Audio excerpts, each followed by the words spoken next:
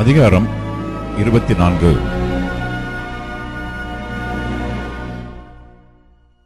சர்வ வல்லவருக்கு காலங்கள் மறைக்கப்படாதிருக்க அவரை அறிந்தவர்கள் அவர் நியமித்த நாட்களை அறியாதிருக்கிறதென்ன?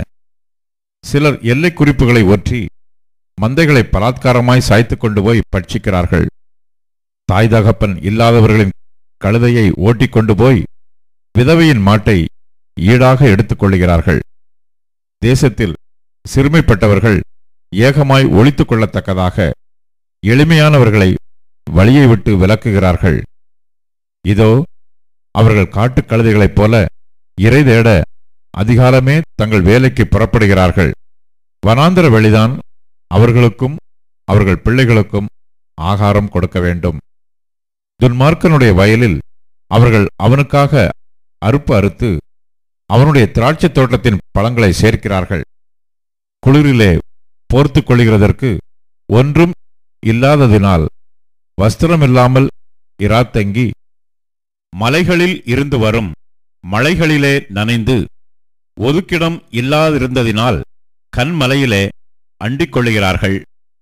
அவர்களோ தகப்பனில்லாத பிள்ளையை முலையை விட்டு பறித்து தரித்திரன் போர்த்து கொண்டிருக்கிறதை அடகு வாங்குகிறார்கள்.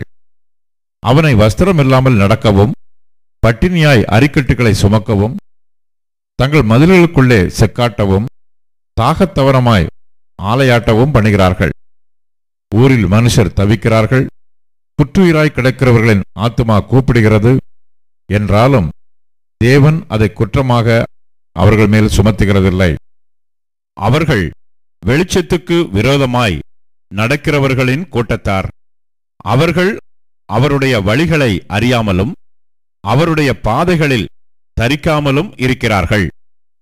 கொலைபாதகன் பொழுது விடுகிற போது எழுந்து சிறுமையும் எளிமையுமானவனை கொன்று இராக்காலத்திலே திருடனைப் போல் திரிகிறான்.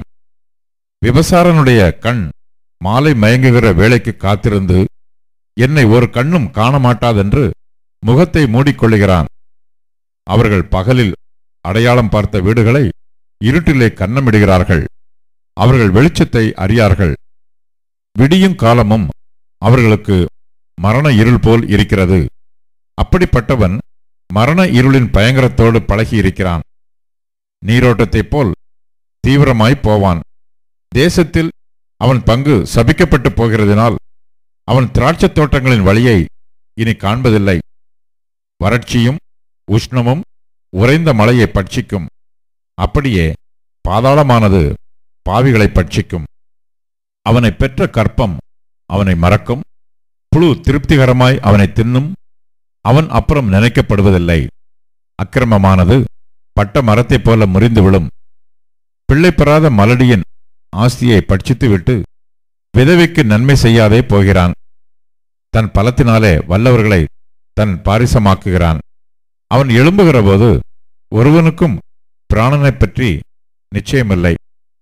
தேவன் அவனுக்கு சுகவாழ்வை கட்டளையிட்டால் அதன் மேல் உறுதியாய் நம்பிக்கை வைக்கிறான்.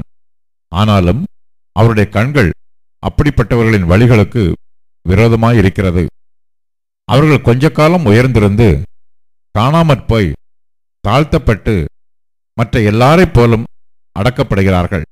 கதிர்களின் நுனியைப் போல அறுக்கப்படுகிறார்கள். அப்படி இல்லை என்று என்னை பொய்யனாக்கி என் வார்த்தைகளை வியர்த்தமாக்கத்தக்கவன் யார் என்றான்.